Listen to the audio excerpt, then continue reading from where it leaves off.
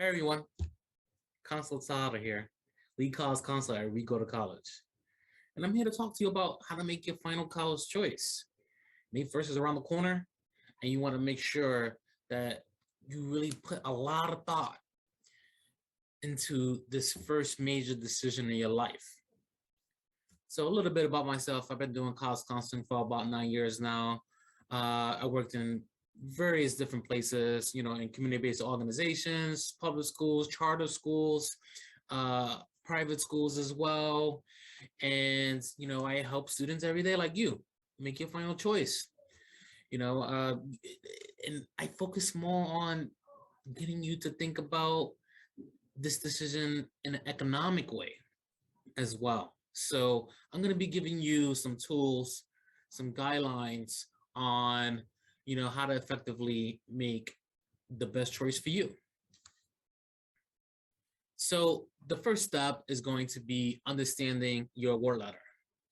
Why? Because there could be a lot of hidden costs in award letters. It's important for you to find the debt and to understand what is going to be the out-of-pocket costs when it comes to, these various institutions that you're considering. So there are different types of aid.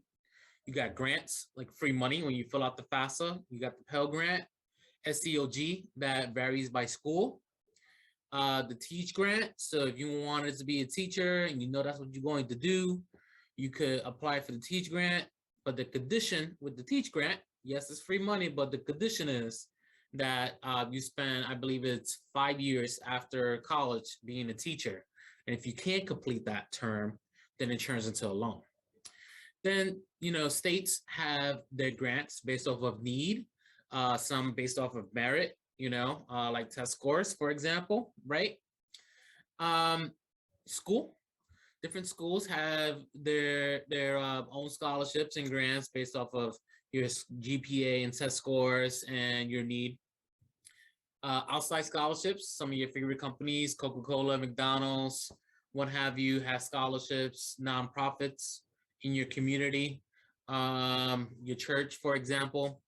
You have loans, direct subsidized, direct unsubsidized, and the difference between the two is subsidized, the loan, the interest, the percentage that adds on to the original amount that you borrowed doesn't start until you go back until you start repayment. 6 months after you graduate college is when you're supposed to start paying back your loans. Unsubsidized is when the interest is building up while you're in school. The Parent Plus loan is a loan that parents have to apply for to help afford for school. You could borrow, parents have the ability to borrow up to cost of attendance. But keep in mind, again, parents have to apply and the loan has to be paid back immediately, or at least the payments start immediately. Some colleges have their own loans too. Used to be called the Federal Perkins loan. So that you might see some aid packages that have the loan from the college. Private sources like banks and what have you. And I usually tell students that if it gets to the point where you have to consider taking out private loans, then that's probably not the place for you, to be honest with you. And when it comes to the Parent Plus loan, you might want to really think depending on your family's income, Then you have earned aid, which is, work study. And that's a job on campus to, you might be working in a dining hall. You might be working the front desk at the gym. But the point of work study is that you are paying for your personal things, your personal expenses while you're in school. So what does the aid letter look like? There's so many different terms on there. It could be very, very confusing. And we're going to go over 3. These 3 come from this organization based in Boston called You Aspire, who did a study on award letters, different types of languages and what have you. So here's the first one, right? And you can see here the college, the money that the school gives, right? And 15,000, 5,200. You have the state grant, as well here. Pell. So this student is a zero EFC student. EFC means expected family contribution. This is the number that the FAFSA gives you, saying sort of how much your family could afford for school. So this student got in that year the full Pell amount, which was 5,815, and then they got the two standard federal student loans as well. And you can see that this school here also included the cost of the school, the direct costs, but there's still other costs to college, such as transportation, buying your hygiene products, buying supplies that you need, buying your books. So you might come across packages that only include tuition fees and room and board. Some of them might have everything on it, and you'll see in a bit. So others that do have everything on it. So in this case, even with just tuition, room and board, and after scholarships, grants, and loans, this student whose the federal government says can't pay anything, zero, right? Almost $20,000 that the family will have to pay out of pocket. Second package from Pace University, where I'm originally from in New York City. Student got full Pell again. Pace gave a sizable scholarship and grant, right? Dropped the two student loans. But then one thing you'll see here too is that they have the Parent Plus loan in there. So again, the Parent Plus loan, the parent has to apply for it. It's not a guarantee. So some schools might just throw the Parent Plus loan on there and you think, oh, they're giving me this money. That's not the case. Your parents still have to apply for it. It adheres to their credit. And in this case too, of course, PACE included tuition fees, room and board, and then they also included the indirect expenses like books and supplies, transportation, personal expenses, living allowance as well. So all in all, the Parent Plus loan not being a guarantee, essentially this 20 something, right? And you can sort of see the number, more of a bigger number down here. This amount here, this 26, almost 27, is the gap, right? The out-of-pocket cost. So this family that the federal government says can't afford school at all, would have to come up with almost 27,000 out of pocket in just the first year. So you got to think again to yourself. You might say, "Oh, yeah," as a parent, your parent might say, "We could do it," and what have you. But you got to think to yourself, my parents got to start paying this back immediately. And a package like this, student came to me with one that looks like this, I would say, I don't think you should do it. It's insanity. I don't see how anybody could afford zero EFC, afford 20,000, plus in a year, and then have to keep that up every single year after that. Final package here from a public school in Massachusetts. So this is a Massachusetts student. Forgot to mention that if I did. Full Pell again, gave a little bit of aid from the school. Sometimes with public schools, you see like this little tuition waiver thing. That's sort of another grant scholarship. But this aid package didn't have the cost on it, so I had to look it up. So this is the tuition and room and fees of the school right here. This is the indirect costs that they have listed on their website. And then when you cross all these numbers together, right, this is the most affordable package for the student out of the three. So, later on, I'm going to show you a tool to help break down aid packages on your own. So that way you can make a wise financial choice as you go forth. So I have a couple of case studies. The first one is both of them are Black girls, right? The first one is a girl who, family's more well off, and the other is zero EFC. So when this student did the FAFSA, the federal government said, you know, your family could afford over 63,000 for school.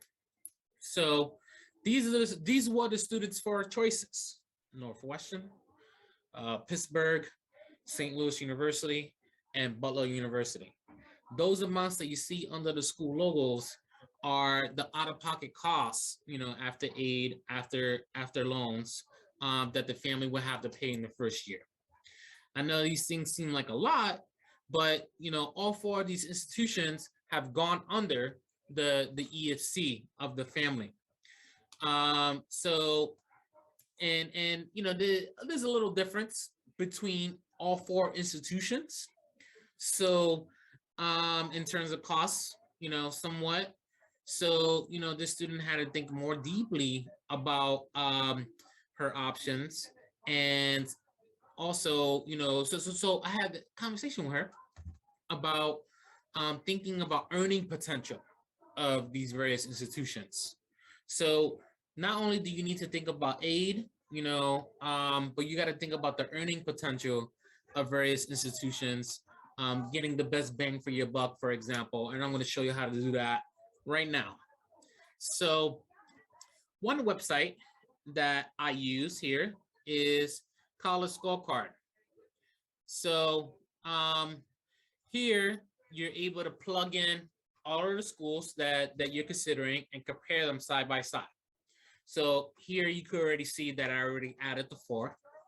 Annual cost, you don't have to worry about that because, you know, at this point you should have your aid packages. Graduation rate is something I talk to students about. To me, graduation rate speaks to the success of the institution, the support of an institution. Of course, students can not graduate college for any multitude of reasons, not being able to afford the bill, of course, academic reasons, you know, family stuff happens. So any number of reasons, or student transfer, any number of reasons as to why students don't graduate from a particular institution. But leading the pack here is Northwestern, right? And 95. Median earnings. Now, this is where we start talking about earning potential, right? Of various institutions. So this measures out 10 years after a student has entered college in their first year. So we're talking, if you graduate in 4 years, 6 years after, right? That. And Northwestern clearly leads the way here at 80.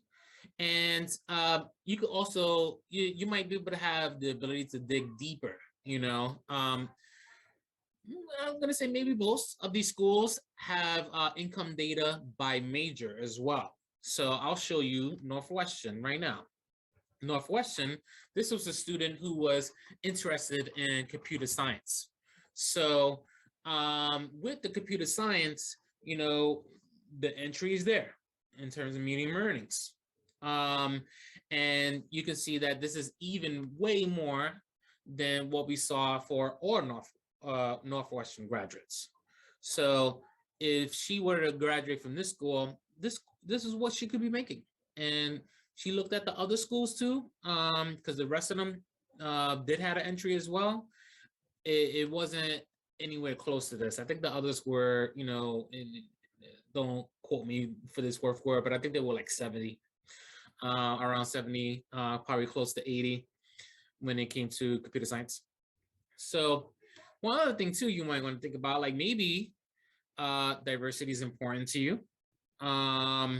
And you want to see, okay, I'm a low income student.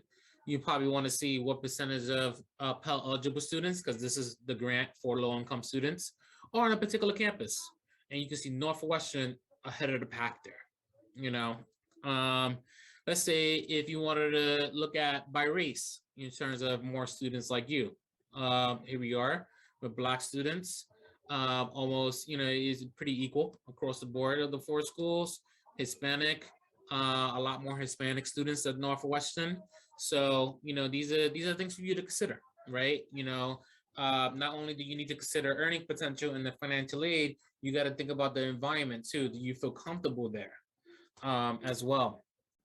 So Um, and also, again, talking about the support, we talked about graduation. Well, other thing that's important is retention rate, students returning to the institution in their second year. And of course, these schools are on par, almost with each other. And again, first year of college is the toughest year for a lot of folks. So that's why we start to measure retention rate. And retention rate, as I said before, is a testament to the support that an institution gives students. Now, the last thing you would take a look at is debt, right? The ability to pay back the loans, right? Now we're going to be taking a look at repayment rate of these various institutions. So making progress means that you've been paying your loan and you're paying down the original amount that you borrowed. So let's say you borrow $1,000, interest rate is 3%, that's added every month, right? And when you are paying back your loan, so this is measured, these repayment rates, 2 years after entering repayment. So we're talking 2.5 years, because remember, six months after you graduate college is when you're supposed to start paying back your loans. So we're talking 2.5 years after graduating, where students are in terms of keeping up with their student loans. So making progress means that the graduate has been able to pay down the original amount they borrowed instead of just the interest. When you only pay with any loans, credit cards, and what have you, when you only pay the minimum amount, you're only paying the interest. You're not paying the amount that you originally borrowed down at all. So making progress means they're paying more than the monthly amount. They're paying down the original amount that they borrowed. And we could see, Northwestern and Butler neck and neck there. Not making progress means that the graduate is likely just paying the minimum monthly payment, and they're only paying the interest. At that point, they're not paying the original amount that they borrowed. And you can see that there, right? Now, deferment is, let's say you decide to go to graduate school, and then there's a pause in your loans. That's what deferment is. And there's other ways you could get your loans deferred. Paid in full. Now, obviously self-explanatory. Northwestern students, 30%. That's a pretty big deal to me. 2 years, 2.5 years out of college.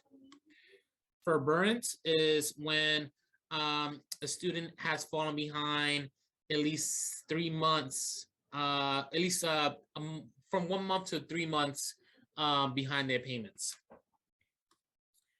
Defaulted means that the student has stopped paying their loan for more than 3 months. Now, let's go back here. I'm going to show you one other thing. Let's take a look here. Where is it? So one of the things you got to think about is the future ahead. We talked about earning potential and what have you. You got to also think about like sort of where you think you could live. Am I going to come back home? Am I going to stay in my the city where my institution is? So I was talking to the student about, me. I don't know if you want to live in Chicago or come back to St. Louis. Here's the idea of what things cost, right? In different places. So you can see here, definitely use this website here and you'll have all my resources. 2-bedroom apartment in Chicago, 2-bedroom apartment in St. Louis, price of a home, transportation, food, right? Entertainment, healthcare costs. So, it's crazy for you to be 16, 17, 18 to have to think about these things, but you got to think about these things because, this decision you're going to make is going to have a huge impact on your life and on your future. So one other thing that I was talking to her about is, looking at salary for certain roles in different places. So one website that I use with students is Glassdoor. So she wants to be a computer programmer. So we looked at what the salary looks like for computer programmers in St. Louis. So You can sort of see that here for yourself, and definitely, you know, play around with things with all these sites to get an idea of where you can sort of envision yourself ahead of time. And then one other website that you should check out is the federal government's loan simulator website.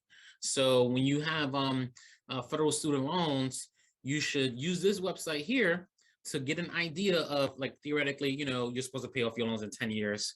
For you to see where how long it'll take for you to pay off those loans, what the monthly payment needs to be for you to pay it off as fast as possible, or if you want the lowest monthly payment possible, things of that nature. So you can sort of see for yourself what you have to look forward to. Because, you know, when you become an adult, you got to consider rent, your loan payment, car payment, you know, all these different things. So it's good for you to think about now about earning potential for various institutions. Now, I'm going to show you another case study as we continuously move forth. There we go. Now, case study number 2 is the second student, also a Black girl who zero EFC, and she has a lot of choices ahead of her, right? So the loan from Panama is less than 5,000 after 4 years. You can see that here, right here.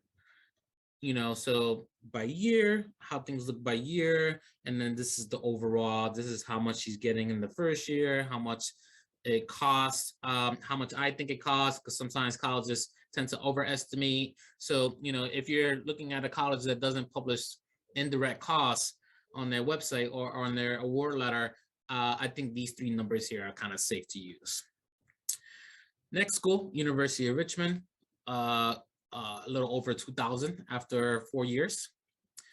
Connecticut College, over 30,000. Carleton College, close to 20,000.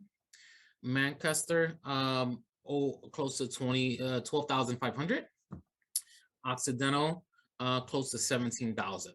So she has all these different financial choices ahead of her, you know, in terms of aid, right? Some of them very, very low student loan debt, more others closer to sort of the maximum student loan debt.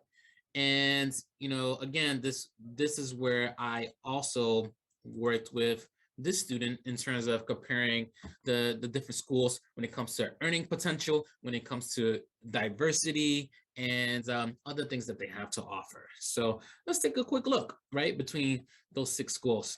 So graduation rate, right? Panama is ahead, Carleton as well.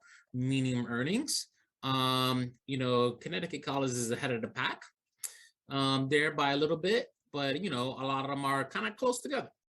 And diversity, let's take a look a little bit at diversity.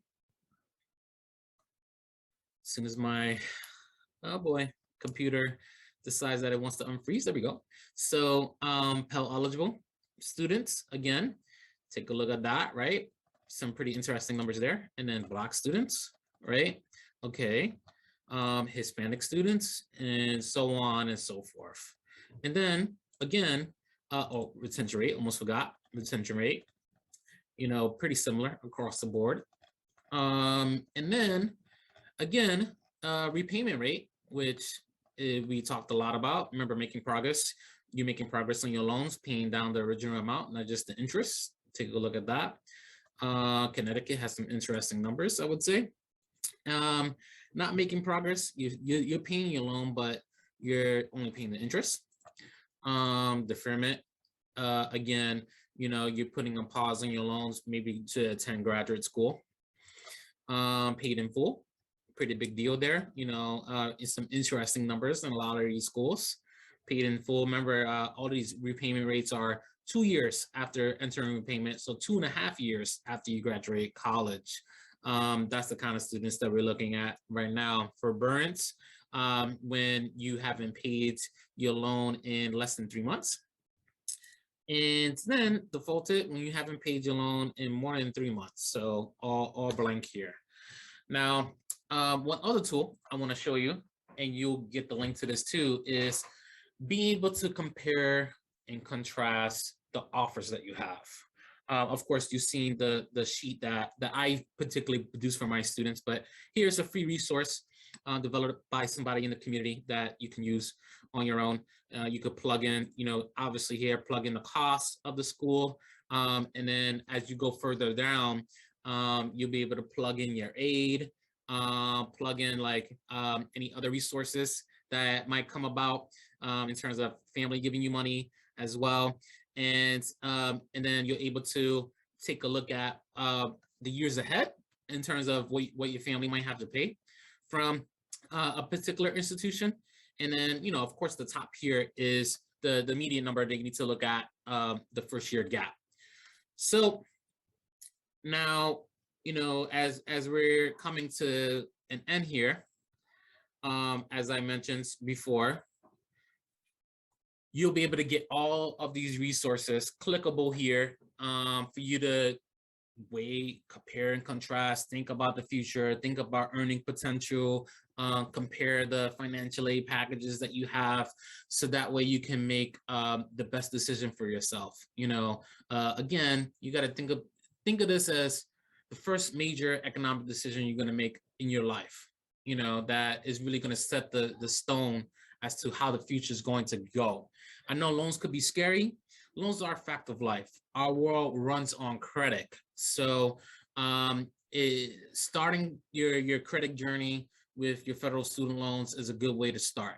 But it's all about taking them out on and making them be manageable. So typically when you hear people talk about loans, the loan crisis, what have you, a lot of that is private loans, not federal student loans, because there's a cap on federal student loans.